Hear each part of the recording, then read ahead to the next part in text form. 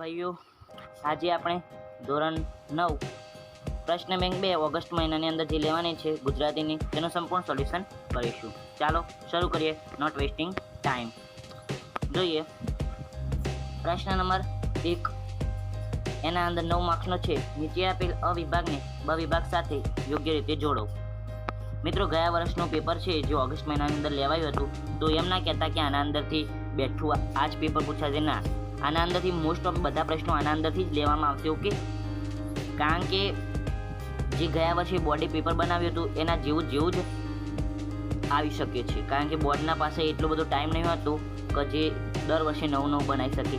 એટલે આના અંદર થોડા મોટા અથવા તો થોડા બહુ ચેન્જ કરકે દે सकता है. ઓકે, કૃતિ છે, સર્જક છે.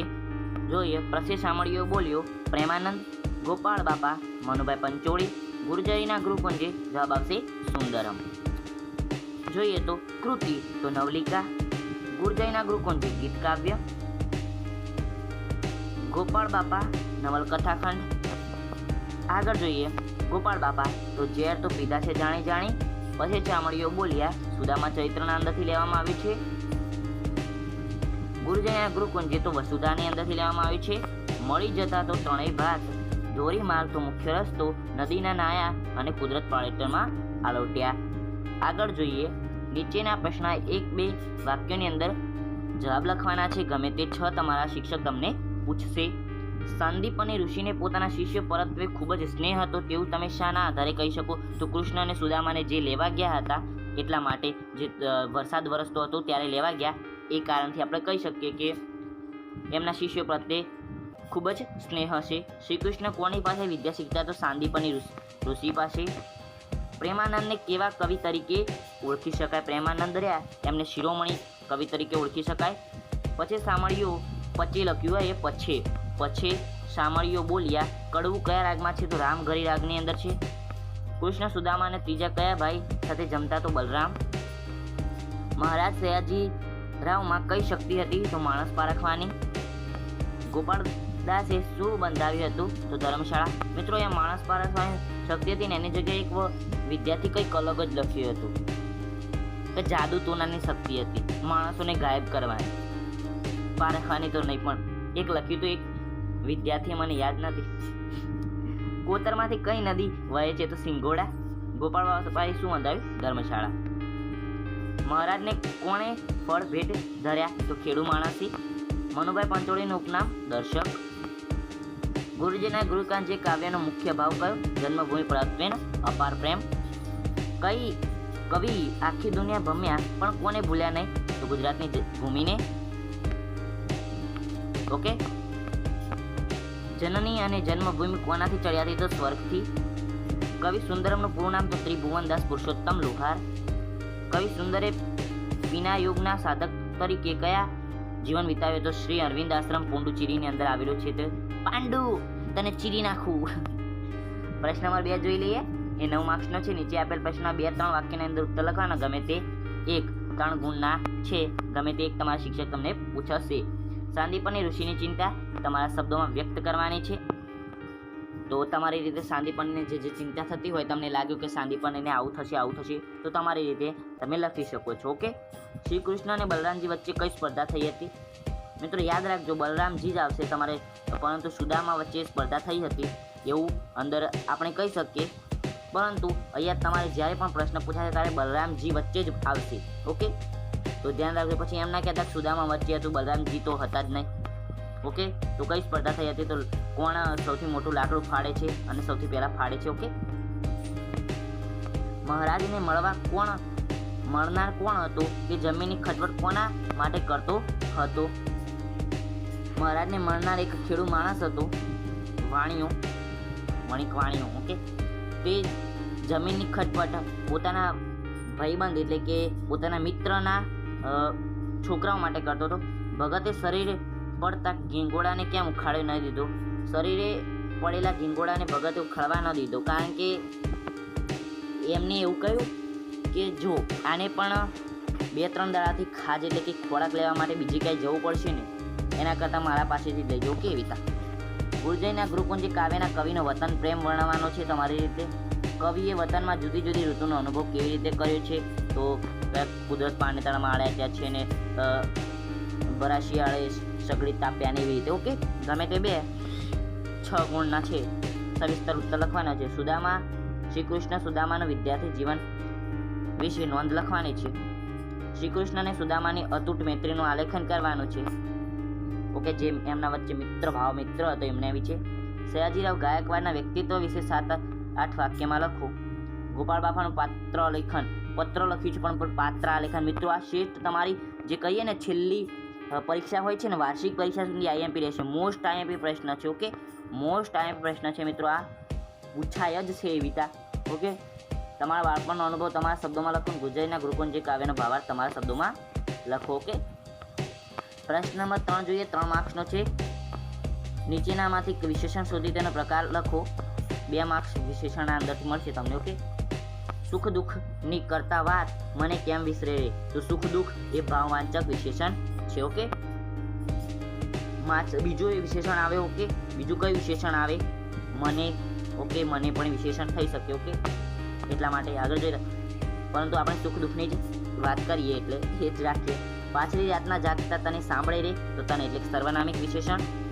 આપણે 2 મહિના પાસે રહ્યા તને સાંભળે રે તો 2 સંખ્યાવાચક વિશેષણ. શીતળ થાય શરીર ધણું અને સાંભળે રે તો શીતળ ગુણવાચક. પડખીના ગીરના જંગલમાંથી દીપડો આવ્યાના વાવડ મળ્યા. વાવડ મિત્રો એટલે શું કહેવાય? વાવડ એટલે એનો અર્થ શું થાય મિત્રો? એ તમારે કહેવાનું છે. એનો મિત્રો મેં જવાબ અત્યારે લખ્યો નથી. ઓકે, પછી તમને મળી જશે મિત્રો. આ પીડીએફ ફ્રીની અંદર તમે મેળવી શકો છો આપણા વોટ્સઅપ ગ્રુપની અંદરથી, ટેલિગ્રામ ગ્રુપના અંદરથી. Link in description. મૂડી નાખતા પહેલા 100 ગણને ગાળીએ તો 100. મિત્રો, આ 100ની જગ્યાએ આ 100 લખાયું છે, એની જગ્યાએ આ 100 લખવાનો. ઓકે, પરંતુ આ ટાઈપિંગની અંદર મિસ્ટેક ચાલ્યા કરે છે આવી રીતે, એટલે ધ્યાન રાખવું. સંખ્યાવાચક. આંખ અમારી ખુલી અહીં પહેલી તો પહેલી એક ક્રમિક સંખ્યાવાચક છે. અમે અહીં રોયા કલ્લુ લ્યા તો અમે સર્વનામિક વિશેષણ છે. નીચેના વાક્યમાં સર્વનામ શોધો. કહ્યું સ્ત્રીને તે કીધું ક્યાર મને કેમ વિસરે રે? તો મને એ પુરુષવાચક છે સર્વનામ. આપણ સુતારે સાથ રે તને સાંભળે રે. આપણ પુરુષવાચક છે. પેલું જોયું, પેલું મંદિર જોયું, પેલું એ દર્શકવાચક છે. મેં ધારીને બોલનારને જોયો તો મેં પુરુષવાચક છે.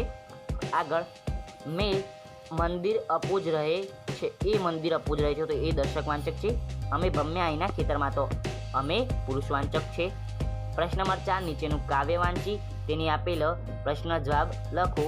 તો કરતા ઝાડ કરોડિયો ભોય પડી ગભરાય, વણ તૂટેલ તાને ઉપર ચડવા જાય, મહેનત તેને શરૂ કરી ઉપર ચડવા જાય, પણ પાછો કોંફે પડ્યો પાયો નહીં કોગાટ, એ રીતે મંડી રહ્યો ફરી મેં 3 વાર, પણ તેમાં નહીં ફાવતા ફરી થયો તૈયાર, હિંમત રાખી હોશથી ભીડ્યો 6ઠી વાર, ધીરજથી મોડે જઈ પહોંચ્યો તે નિર્ધાર, ફરીને ખંતથી યત્ન કર્યો નહીં હોત, ચગદાઈ પગ તળે મારી જાત મોત વણ, એ રીતે જો માણસો રાખી મનમાં ખંત,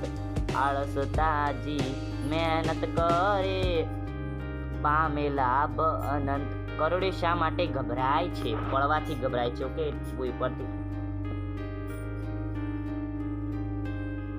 ભોય પર એટલે જમીન પર પડવાથી ગભરાય છે. કરોડિયાની હિંમતનું શું પરિણામ આવ્યું? કરોડિયાની હિંમતનું પરિણામ આવ્યું કે તેને જે એક પ્રયત્નો કરવાથી એને એક ઝાડું પોતાનું બનાવી દીધું. ઓકે, કાવ્યનું શીર્ષક ઓકે એ લખવાનું છે. આગળ જો પિતા જ્યારે હોતા નથી મને અને માં વધારે રુદત થતી જાય છે, ત્યારે એની આંખમાંથી પ્રશ્ન ડોકાયા કરે, આ પુત્ર મને સાચવશે ખરો? પણ એ શબ્દ બનીને હોઠ પર નથી આવતા. આ એ પ્રશ્ન જ ના જેણે મને ફૂલની જેમ સાચવ્યું. રુદત થતી માતાનો કયો પ્રશ્ન સતાવે છે? તો આ પુત્ર મને સાચવશે ખરો?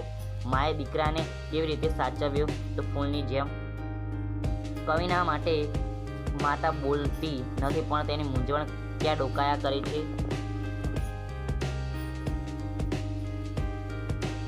એની મૂંઝવણ એ ડોકાયા કરે છે કે આ પુત્ર મને સાચો છે એટલા ડોકાયા કરે છે કે કાવ્યનો શીર્ષક એ તમારી રીતે મિત્રો તમે તમારી રીતે લખી શકો છો. અસ્ત થતા રવિ પૂછતો અવનીને.